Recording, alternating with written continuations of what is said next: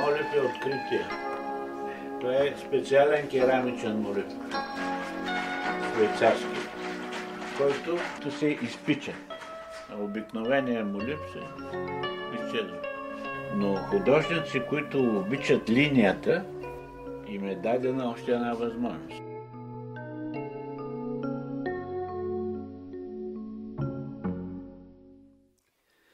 Когато познаваш един творец почти 4 десетилетия, имаш чувството, че той с нищо не може да ти изненада. Стоимен Стоилов обаче е един художник, който може да бъде разпознат по работи си от всичките тези години, въпреки че те са доста различни и като че ли стилово нееднородни. Стоимен обича да казва: аз не съм модерен. Може би Стоимен има предвид и нещо друго. Това, че съвременното изкуство се прави като че ли повече с чувство и по-малко с разум. Това, че съвременното изкуство в редки случаи е фигуративно, а той е изключително антропоцентричен. За него човешката фигура е и цел, за него човешката фигура е и средство.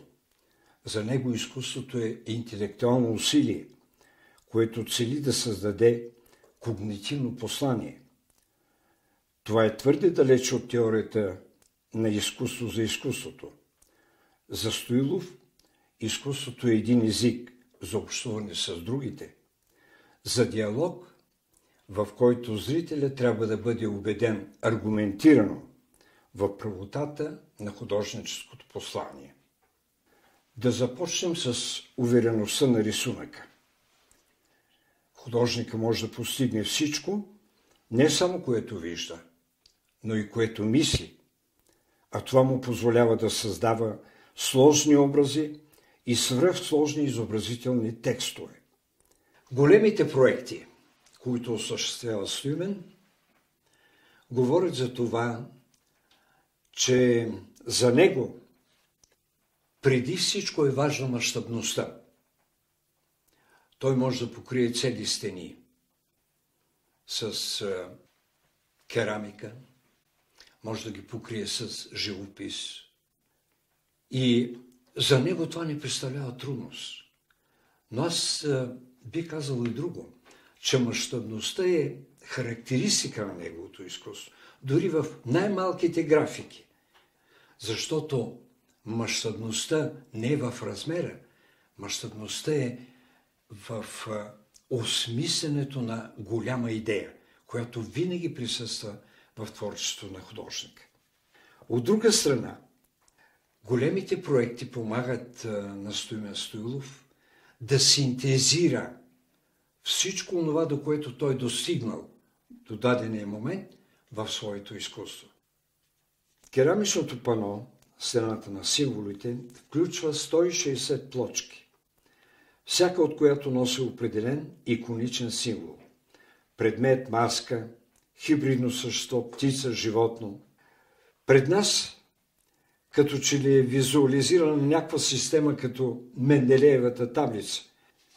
В три от полетата виждаме формулния жест на Леонардовия Йоан Кръстител.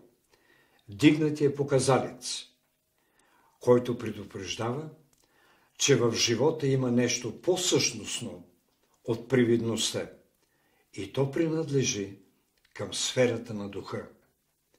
Отворената длан е друг архетипичен жест на приятелство. Всъщност, ние сме изправени едва ли не пред целия иконографски репертуар на Стоимен, изложен по характерния за него калейдоскопичен начин.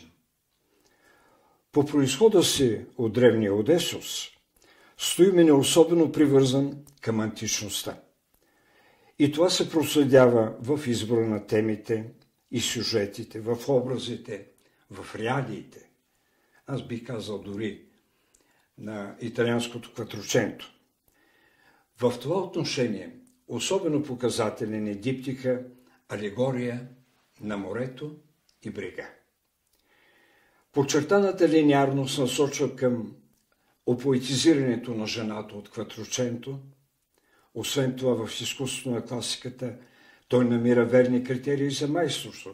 Точна рисунка, граждяща пластическа моделировка, хармонична композиция, сигурно конструирано пространство. Алегорията също е едно от средствата на изобразителния език на Стуймен. Чрез образи и ситуации той разкрива своята представа за доста по-общи категории. В Морето и Бригът същностната семантична опозиция първо са колоритното противопоставяне. Бригът е решен изцяло в земна охрово-червена гама, докато в Морето преобладава естествено синия акцент. Едва след това идва ред на семантичната роля на образите и мотивите. В лявата част на морската алегория основни фигури са Тезей.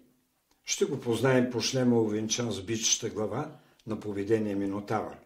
И Ариадна, принцеса на Кнос, които бързат към божествата на морето, а на тях плува синя риба.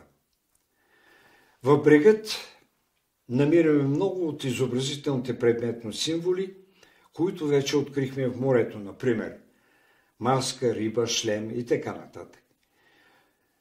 Това подсказва неделимата връзка, неделимата общност между двете стихии, между земята и между водата, между двата елемента. Така богатия арсенал на архаичната култура се превръща в собствено иконографски репертуар, от който Стуймен Стоилов черпи, за да гради своя фантастичен свят.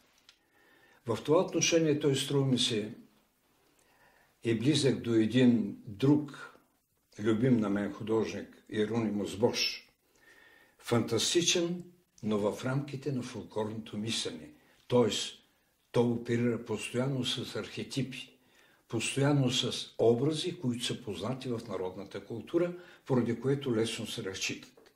Метаморфозата е едно от средствата за постигане на отношение за фантастичност. Художника прибяга до смесване на животински и човешки черти, превръщането на човека в риба, в птица, животно, което става винаги органично. Фантастичността на образът се засилва и от комбинирането на жива и мъртва материя, на живи същества и предмети, както и от съпоставянето в един образ на признаците на различни пространствени зони. В фолклора и в мита фантастичните образи са следствие от смесване на противоположностите. Едва ли е случайно, че една от основните фигури или основните атрибути в живописта и в графиката на Стуймен, това е шута и шутовската шапка. Нали шута може да си позволи шега, която никому другиму не е разрешена. Парадоксално, само той, юродивият и изгоят, има правото да говори истината. По-страшно е, че шута може да се превърне в крал. Или обратно. В творчеството на Стуймен Стоилов логиката на съновидението, подчертавам логиката, а не самия сън, присъства много силно. Това обаче не означава, че той заема митологическата позиция на сюрреалистите. Той използва тази друга логика, логиката на подсъзнателното, за да подскаже абсурдността, която е често движеща сила и в нашия луд свят. Австралийските аборигени, с които той е общувал лично, наричат отвъдния свят време на сънищата.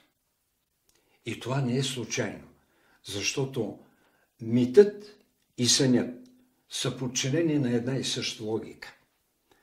Древните визионери разказват за своите шамански пътешествия в отвъдното, с убеждението са ги извършили. Стуймен Стоилов визуализира обаче не видение, а предупреждение. Нашия уж логичен свят е само привидност. Той може да се превърне в нещо ужасно, ако покриващата го измамна реалност се повдигне или пропука.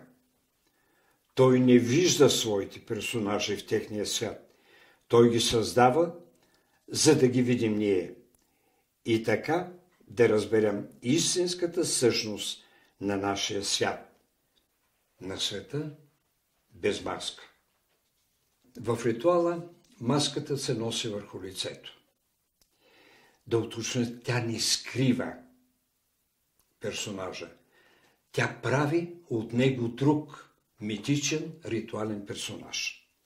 Стоимен разглежда маската като едно предметно въплъщение на привидността. Нашия видим свят изглежда подреден и логичен, но предупреждава Стоимен, това е само повърхността на нашия свят, а под нея, под маската, кипят неуправляеми страсти, сблъскват се подводни течения, човешкото се замени с животинско, жестокостта на борбата е екстремна. Маската скрива всички тези бестиарни черти в поведението, но ако надникнеш зад нея, ще прозреш драмата на човека. Дали именно този зад масков човек, задогледан, невидим за наш свят, всъщност не е истинската реалност? Твореца постоянно си задава този въпрос, като Хамлет. Странно е, че маските от Стоилов почти винаги са в профил, докато лицето е обърнато към зрителя. В мита и в митологичното изкуство маската винаги е във аз, защото контакта с маската може да бъде само фронтален. Маската може да гледа като маската на медуза. Нейният поглед, когато той срещне погледа на човека, вкаменява. При Стоимен е обратното. Лицето на човека е във аз. Може би, защото то търси диалог, докато маската винаги е представена в профил. Възниква въпроса дали тук маската не е самото лице на лицедееца, на актьора, който е готов във всеки миг да изпълни някаква роля. А може би към това тласка човека и съвременния свят. Разпадането на маската в различни фази на процеса е една изобразителна ритуалема, която настойчиво се повтаря от картина в картина. По този начин създава футуристичен ефект, чрез който се постига внушението за измерението време. Повторяемостта на образите и мотивите показва, че в иконографския репертуар на художника те са само знаци, чрез които той създава свой текст, продължаваш от картина в картина. В иконографията на Стоимен голяма част от тези знаци са с фиксирано значение. Именно постоянно повтарящите се знаци, т.е. образи, сюжети, атрибути, отпращат от една творба към друга. Те като че ли приливат в цялото творчество на художника. Той сякаш извлича фрагменти от стари фрески, останали по стените на древните здания, храмове, дворци. Същото е, когато той се обръща към една любима негова тема, това са траките. Пред нас са като че ли фрагменти от древна живопис, по някакъв начин възкресени, дошли до нас, като Орфей и Евридика, като други тракийски герои, като друга тракийска реалност. Изкуството на Стоимен сякаш изисква до някъде и предварителна подготовка. Ти трябва да имаш достатъчна ерудиция, примерно в митологията, за да можеш да разчетеш по тези фрагменти цялостния мит или легендата, от която те са само малка частица. Както в графиката, така и в живописта линията е особено важно средство.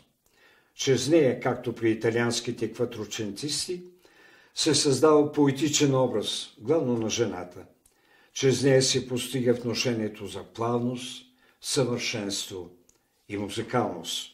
Пластичната осезателност, друга характеристика на неговите фигури, се постига не само чрез солидно изградените обеми, но и чрез тяхното фактурно насищане.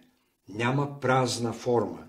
За Стоимен Стоилов цветът няма описателна функция и той много рядко или сравнително рядко е използван като експресивно средство за въздействие върху чувството, върху чувствата на човека. За Стоимен Стоилов пространството няма количествени измерения. То е качествено, т.е. семантично неоднородно. Това не е пространство на Ренесанса, където има една гледна точка. Затова има и перспектива. Това е по-скоро, бих казал, едно квантово пространство. Пространството, което характеризира и модерната представа за космоса, и нашия модерен свят.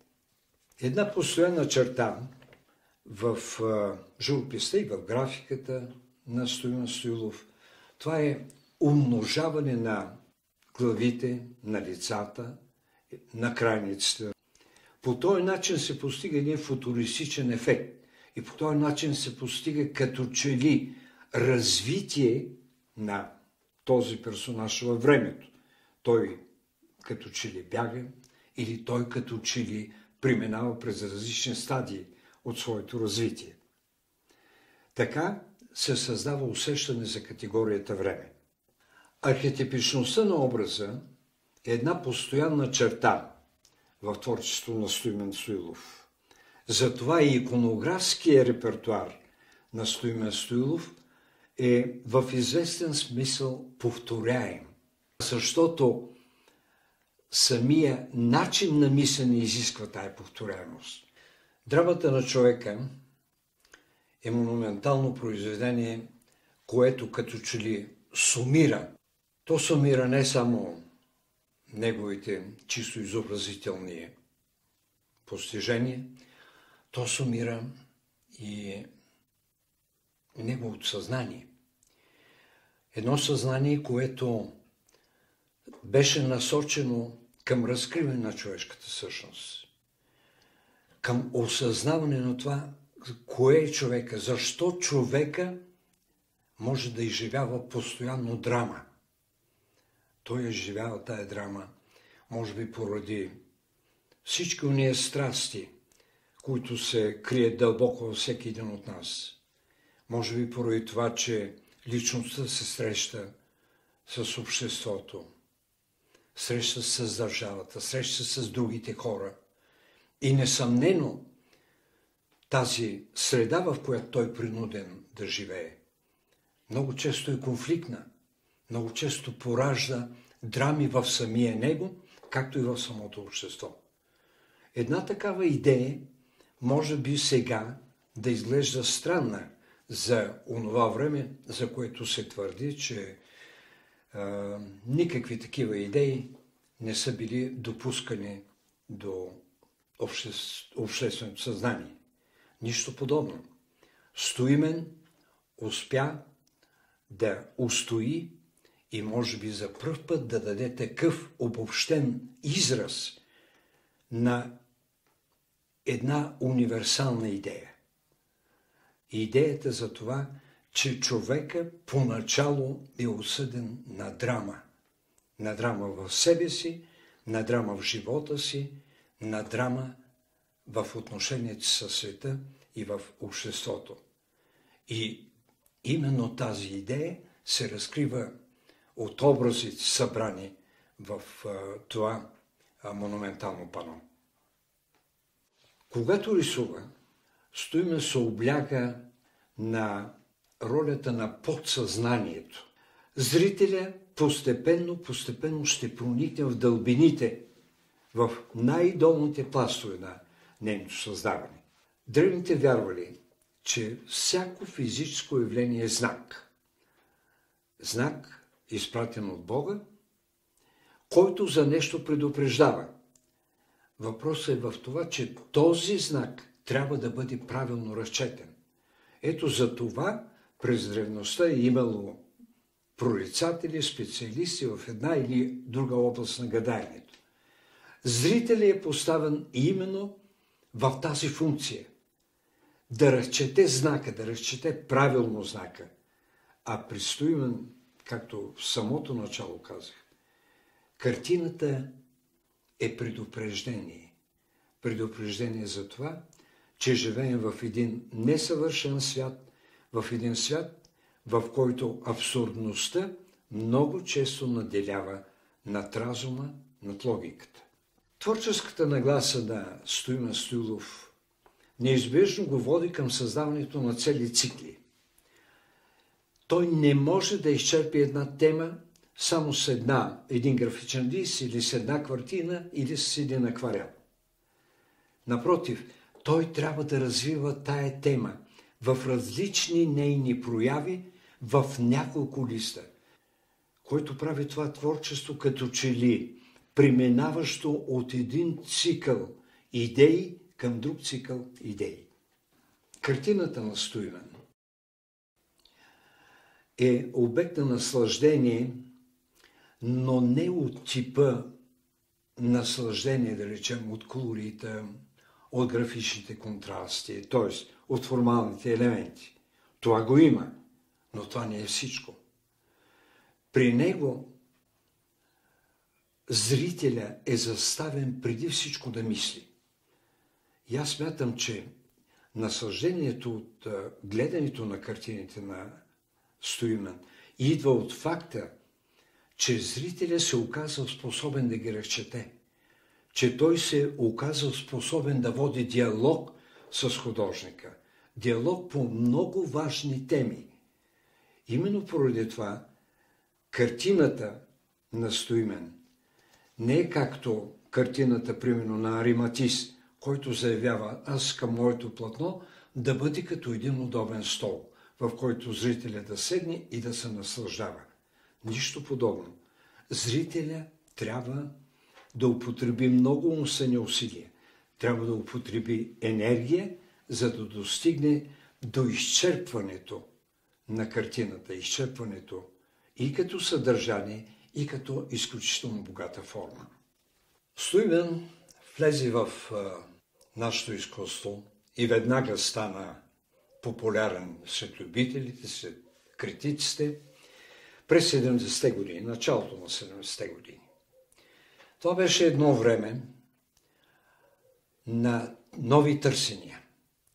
Време, когато не само навлезлите млади художници, но и по-старата генерация търсеха някакви нови подходи. Стоимен веднага заяви своето място. Аз би казал, че той е една от главните фигури в тази тенденция в българското изкуство. Защото при него асоциативното мислене се изрази още в първите графики и в първите илюстрации, защото за него метафората, алегорията, един език, който предлага втори план, винаги са били много важни средства за постигане на това, към което той се стреми. Да разгадае тайните на света, да разгадае тайните на космоса, да разгадае тайните на човешкото съществуване. Може да звучи като голяма дума, но това е най-важната насока в творчеството на Стоимен Стоилов. И именно поради това той не е модерен, защото той не се ограничава нито само с формални находки, нито само с веднъж намерена изобразителна стилова формула. Това, което много често се нарича личен стил.